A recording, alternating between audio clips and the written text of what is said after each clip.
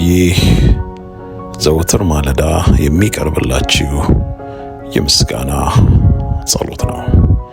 የማለዳ የምስጋና መልእክት ቀን 1። ሰላም የተወደዳችሁ ቅዱሳን፣ መልካም ማለዳ። ዛሬ አይናችንን ከፍተን ሌላ ቀን ማየታችን በእግዚአብሔር ቸርነት ነው። ስለዚህ ከሁሉ በፊት ልባችንን በምስጋና እንሙላ። የዛሬ የመጽሐፍ ቅዱስ ንባባችን እግዚአብሔርን ሁል ጊዜ እባርከዋለሁ፣ ምስጋናውም ሁል ጊዜ በአፌ ይሆናል።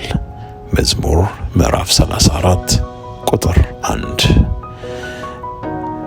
የተወደዳችሁ ምስጋና የሚቀርበው ሁሉም ነገር ሲሳካ ብቻ አይደለም፣ እግዚአብሔር ከኛ ጋር ስለሆነ ነው።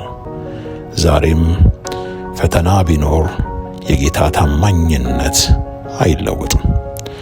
የውድ ወገኖቼ፣ ስለዚህ ዛሬን በማጉረምረም ሳይሆን በምስጋና እንጀምር። ምስጋና የእምነት መግለጫ ነው።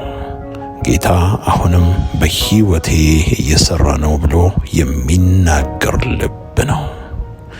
አጭር ጸሎት እንዲህ ብለን እንጸልይ። የሰማይ አባት ሆይ፣ ዛሬን ስለሰጠኸኝ አመሰግንሃለሁ። ልቤን በደስታና በሰላም ሞላው። እርምጃዬን ምራ፣ ከክፉ ሁሉ ጠብቀኝ። ዛሬ የምሰራው ሁሉ ለክብርህ ይሁን፣ በኢየሱስ ክርስቶስ ስም አሜን።